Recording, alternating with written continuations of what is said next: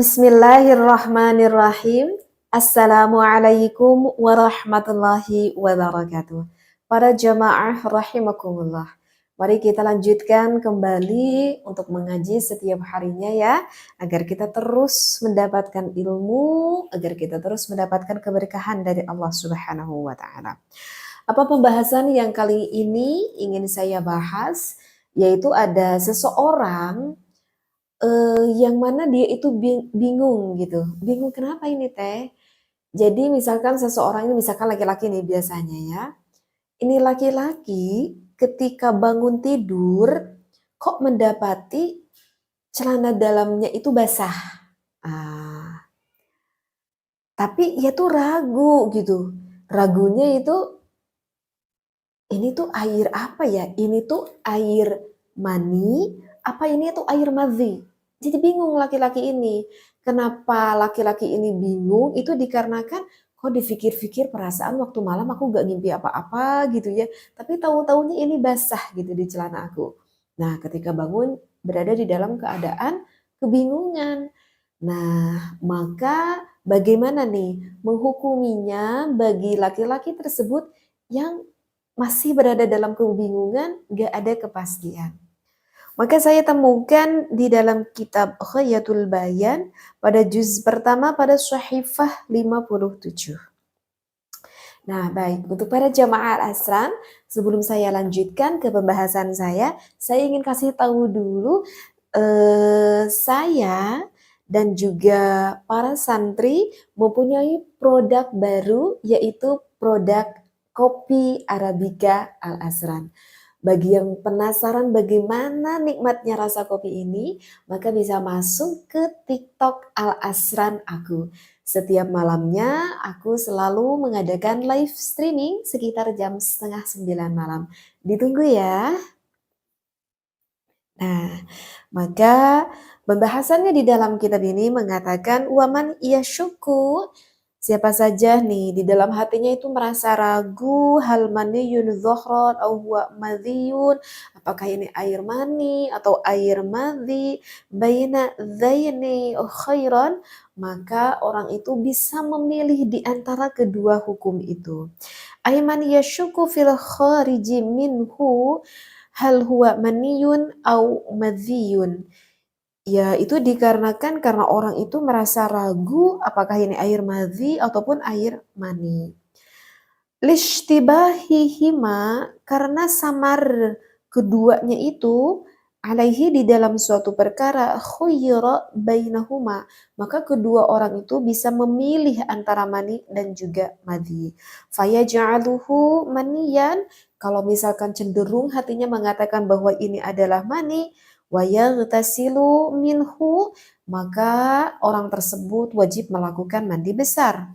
Au madhiyan, kalau misalkan meyakini cenderung hatinya bahwa ini adalah madhi, wa yatawaddo'a minhu, maka cukup bagi orang itu hanya melakukan wudhu saja. Murattiban, ya ditartibkan, wa yaghsilu ma'asobahu, dan tentu harus mencuci akan kain yang terkena oleh madhi tersebut. Nah, jadi jawabannya itu adalah kan ragu tuh kan laki-laki tersebut ini tuh mani apa madhi.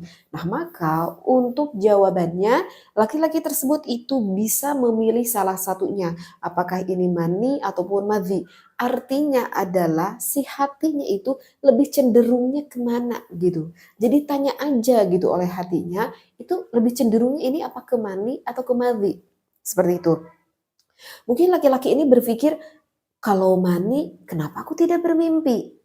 Seperti itu ya. Biasanya kalau aku keluar mani ketika aku tidur, biasanya suka ada tandanya ya aku mimpi gitu. Meskipun mimpinya mimpi gimana aja gitu ya.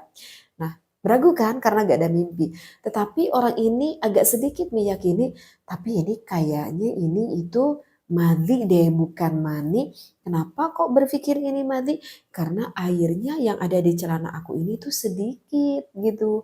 Ada basah tapi sedikit gitu. Dan kalau aku setiap keluar air mani ketika tidur, apa itu, air mani yang keluar itu biasanya aku tuh banyak, nggak sedikit. Tapi kok ini sedikit ya? Misalkan, basahnya sedikit, nggak banyak. Oh ini kayaknya mani deh gitu ya.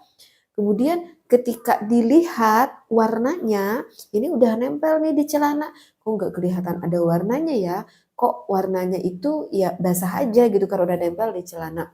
Terus dia berpikir lagi, biasanya kan kalau misalkan mani itu meskipun basah di celana aku itu, tapi biasanya suka ada sedikit keruh-keruh gitu yang terlihat. Tapi kok ini enggak ada. Nah, berarti itu hatinya berkata kemana? Oh, ini berarti hatinya itu lebih berkata bahwa ini adalah air mandi. Karena tadi meyakini bahwa dilihat-lihat gitu, ini kok basahnya sedikit. Jadi cenderung feeling hatinya berkata bahwa ini adalah madi. Nah, maka hukuminya air itu adalah madi. Seperti itu. Ya berarti kalau misalkan meyakini bahwa ini adalah madhi, ya berarti orang tersebut nggak mewajibkan untuk melakukan mandi besar, ya kan? Jadi cukup wudhu aja. Tetapi ingat, air madhi itu adalah hukumnya najis. Jadi celana dalamnya tentu harus diganti, harus dicuci sampai bersih, sampai suci lagi. Nggak boleh celana dalamnya itu dipakai sholat pada waktu subuh. Seperti itu. Bisa dipahami ya? Tapi kalau misalkan hati kita tuh lebih cenderung, oh ini kayaknya mani deh gitu ya. Kok tanda-tandanya ada sedikit keruh dan akhirnya itu banyak banget, basahnya banyak, ini kemungkinan mani nih. Nah kalau feelingnya lebih berkata, oh ini kayaknya mani, ya berarti bagi laki-laki tersebut wajib untuk melakukan mandi besar. Seperti itu. Insya Allah bisa difahami ya. Nah, berbeda. Nah, ini masih ada lanjutannya ya, oke ya. Jadi di dalam pembahasan ini bisa kita dapat beberapa ilmu. Kemudian di sini dilanjutkan, saya ke baca referensinya deh ya, biar cepat ya. Nah, untuk di pembahasan ini selanjutnya, karena sebelumnya udah saya mutolaah dulu kitab ini, berbeda kalau misalkan di dalam sholat, ragu di dalam sholat. Misalkan ragu orang ini dikarenakan punya kodok. Misalkan punya kodok sholatnya dua, misalkan. Zuhur dan juga asar. Dia itu ragu gitu. Misalnya kok bisa ragu gitu teh? Misalkan contohnya nih ada seorang perempuan. Seorang perempuan yang baru suci dari haid. Nah ya, ini yang baru suci gitu dari haid. Nah, baru suci haid itu tadi dia itu nggak terlalu yakin. Misalkan dilihat ketika jam 1 siang. Berarti jam 1 siang itu udah masuk waktu zuhur ya. Nah, nggak terlalu yakin. Itu tadi tuh aku ngeyakininya itu kayaknya suci gitu. Tetapi aku belum belum langsung aku melakukan mandi besar dan lebih meyakini ketika pada asyar itu lebih meyakini bahwa tidak ada lagi keluar darah haidnya seperti itu. Maka kan kalau di dalam kitab Sulam Munajat dikatakan berarti kalau misalkan sucinya ketika pada waktu zuhur, udah masuk waktu zuhur, maka kewajibannya itu adalah zuhur dan juga asar. Seperti itu. Nah, dia itu ragu seperti itu.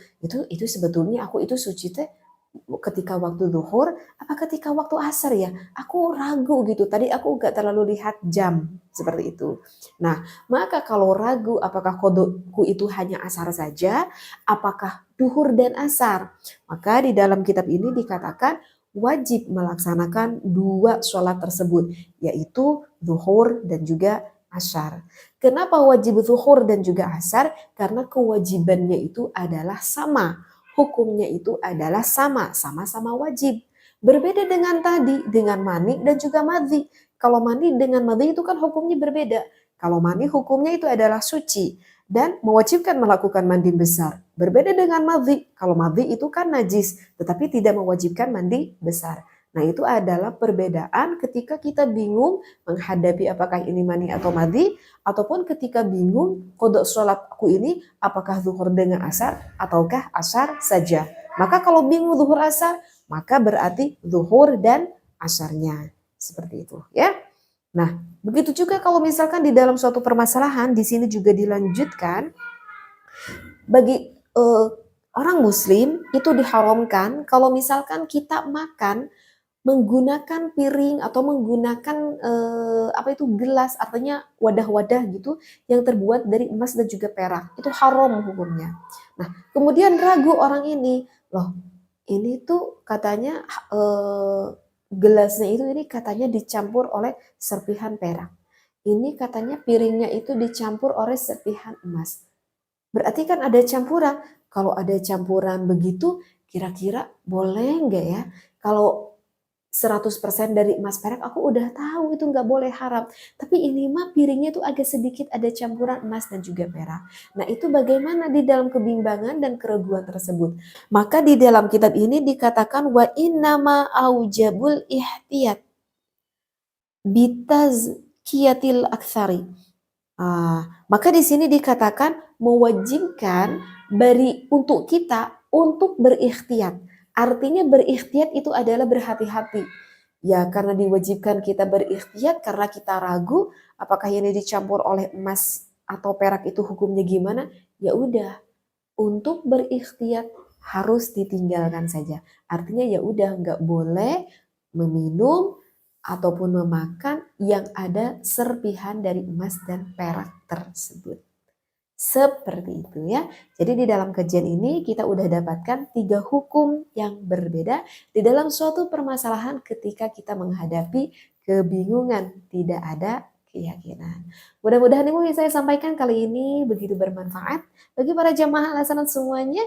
Jangan lupa tadi ya ada kopi Arabica Al-Asran. Bisa ditengok di TikTok Al-Asran saya. Wallahu a'lam. Wassalamualaikum warahmatullahi wabarakatuh.